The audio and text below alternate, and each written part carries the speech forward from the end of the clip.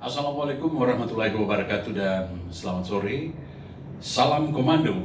Kita ketemu lagi di Komando Podcast hari ini dan hari ini saya lebih sedikit bisa tersenyum karena bintang tamu saya atau narasumber saya semua adalah kaum milenial, masih muda ya.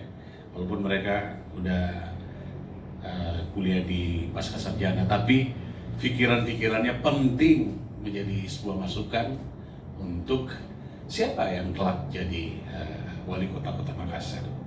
Hari ini narasumber saya ada dua ya. Salah satunya adalah Yustianto Talulembang ya. Dia adalah mahasiswa Pascasarjana, benar ya, dari Universitas Bosowa, benar.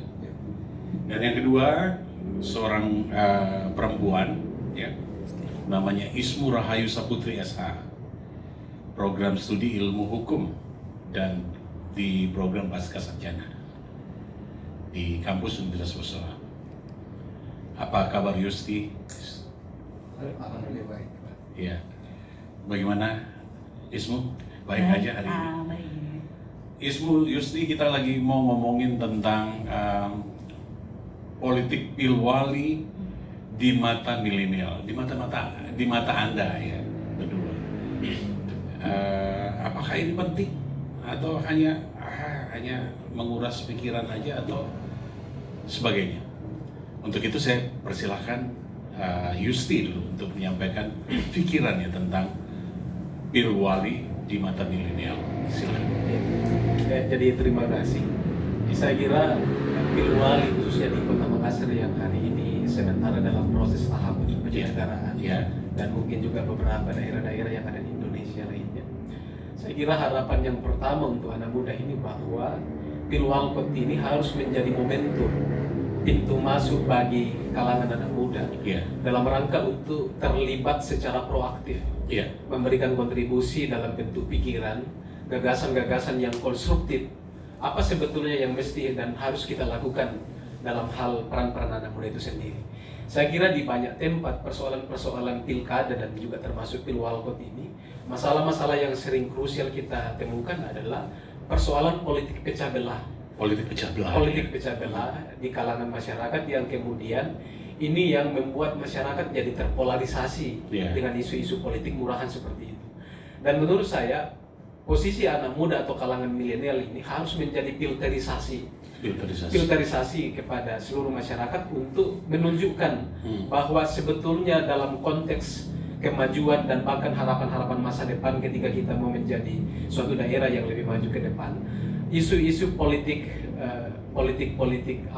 sara dan politik identitas itu menurut saya sudah tidak relevan lagi dengan kondisi hari ini.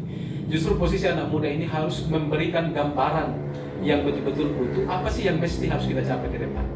Saya kira posisi ini juga harus dijawab dengan anak muda harus proaktif, tetapi bentuk proaktif tidak mesti anak muda ini harus terpolarisasi di dalam kelompok-kelompok atau kelompok-kelompok pemenangan tertentu, tidak mesti harus begitu.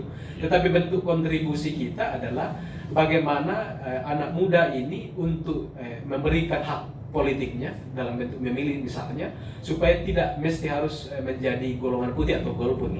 Nah, kenapa ini mesti harus dilakukan? Karena ketika saya mengutip pendapatnya Frans Magnisuseno dia mengatakan bahwa urusan pemilu atau pemilihan ini kan bukan sebetulnya urusan untuk memilih pemimpin yang terbaik, tetapi bagaimana kita memastikan bahwa orang-orang terburuk itu tidak akan terpilih.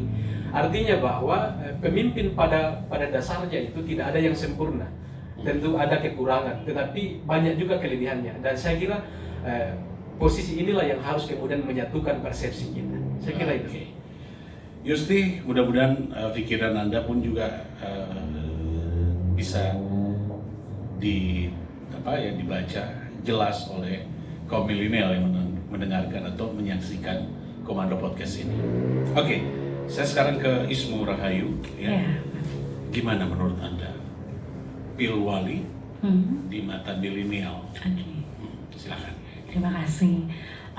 Berhubung basic saya adalah sarjana hukum, saya sedikit menyinggung terkait apa saja yang harus kaum milenial khususnya di umur atau sebangsa kami ini. Iya.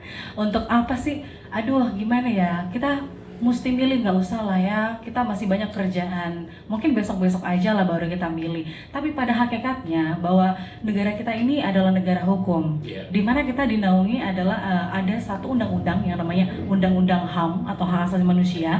Khususnya pada pasal 43, di sana ada hak untuk memilih. Sebentar, saya akan bacakan sedikit karena kalau kutipan dari undang-undang itu nggak boleh salah. Iya. Nah, pada pasal 43 Undang-Undang Nomor 39 tahun 1999, khususnya pada pasal 1 itu, di situ menyatakan atau memperlihatkan bahwasannya rakyat atau bangsa Indonesia berhak untuk memilih. Berhak untuk memilih. Berhak untuk memilih dan dipilih. Betul sekali, dan dipilih. Nah, untuk mencapai harapan dan masa depan bangsa Indonesia itu adalah di tangan kita. Ketika masyarakatnya masa bodoh, apatis, atau sama sekali tidak menghiraukan terkait dengan adanya selebrasi Pilwali ini, maka kedepannya ketika dia bilang, loh kok ini sih yang naik, loh kok ini sih yang naik, kamu kemarin di mana? Ya? Kamu kemarin di mana? Kembali lagi. Masih banyak loh milenial yang kayak Yes, banyak banget Pak. Jadi kita perlu menumbuhkan kesadaran diri. Apapun basic kita, yang penting sesuai dengan undang-undang. Ketika hak pilih kita sudah boleh berlaku, ayo sama-sama, mari kita memilih calon pemimpin kita khususnya untuk di Kota Makassar ini. Dan kembali lagi bahwasannya harapan dan cita-cita dari bangsa kita, janganlah bangsa, khusus Kota Makassar aja dulu ini. Bagaimana Makassar harus bangkit, Makassar harus kembali untuk memerdekakan baik itu dari sisi ekonomi, pendidikan, sosial, budaya, dan segala macamnya. Para pemimpin-pemimpin inilah yang akan menyampaikan visi dan misi mereka terkait dengan apa saja yang dibutuhkan oleh Kota Makassar. Jadi sekiranya para kaum milenial, ayo dong teman-teman, mari semua menyatakan sikap dalam artian seperti ini. Kita harus mengambil sikap, kita harus memakai hak pilih kita, dan kembali lagi pemilihan ini ada di tangan kita. Kita tidak mendesak atau menyuruh atau menyampaikan kamu harus pilih ini, kamu harus pilih ini, kamu harus pilih. Kita kaum milenial harus pintar-pintar. Sama pada dasarnya kan kaum milenial hakikatnya dekat dengan suatu pemilihan. Contoh, ada beberapa selebgram di Makassar yang populer.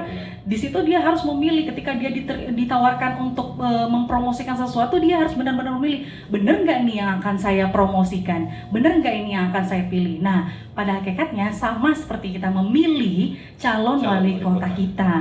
Kita harus melihat bobot bebeknya, basicnya, latar belakangnya, bagaimana dia menyampaikan visi misinya yang benar-benar untuk memajukan Kota Makassar. Oke. Ini kalau kameramen, kalau ini disumbangkan dua pikiran anak muda ini, pasti Makassar sudah semakin bagus ya. Karena pemuda itu dengan pikiran yang dengan pikiran yang smart, biasanya buat orang jadi terkesima dan menghasilkan pemimpin yang baik. Dan di tangan Anda nantinya Kota Makassar ini. Oke, karena Anda sudah kita undang, tapi waktunya sangat pendek. Ada satu pertanyaan untuk Anda berdua, ya, bisa dijawab satu-satu, ya.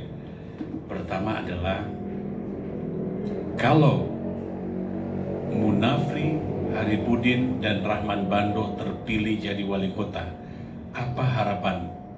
Silakan. Dari saya dulu. Yeah. Ladies first, permisi Kakanda.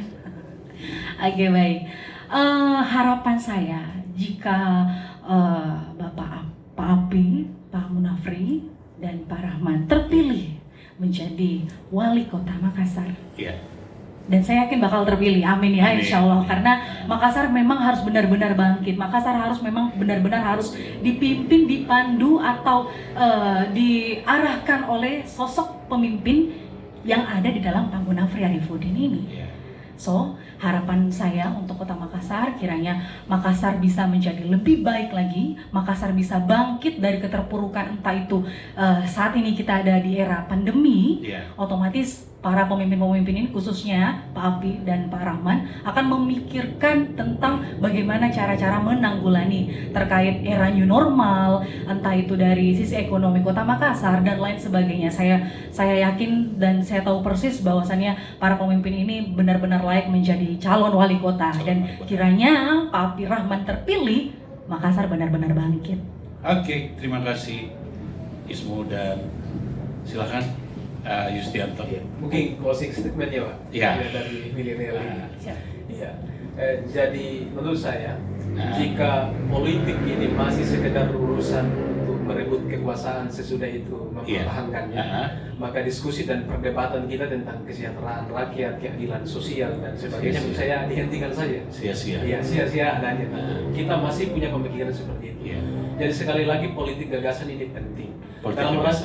Dalam rangka untuk menghadapi Pilwalkot Kota Makassar 2019 ini, saya kira yang juga tidak kalah penting adalah kita harus menyuarakan bahwa urusan pemilihan ini tidak mesti kita harus bersama-sama, tetapi kita harus sama pikirannya bahwa Kota Makassar harus lebih baik lagi dengan apa yang kita miliki ini. Dan saya kira kandidat manapun ini memiliki komitmen yang sama. Kita semua sama-sama berpikir yang positif bahwa Kota Makassar ini akan semakin maju dan akan bangkit menjadi salah satu kota sebagai etalase yang ada di Indonesia hari ini. Dan saya kira kita untuk menuju ke sana tidak sulit karena kita memiliki potensi dan termasuk dengan calon-calon yang ada. Saya kira itu Pak, terima kasih. Oke. Thank you, Anda sudah datang buat pikiran saya jadi segar ya. Ini narasumber saya yang paling asik ya, kedua ini. Terima kasih Yustianto ya. Terima kasih Ismu.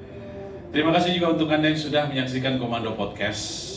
Insya Allah kita bisa ketemu besok di topik dan konten yang lebih menarik. Saya Don Dinar. Wassalamualaikum warahmatullahi wabarakatuh dan salam Komando.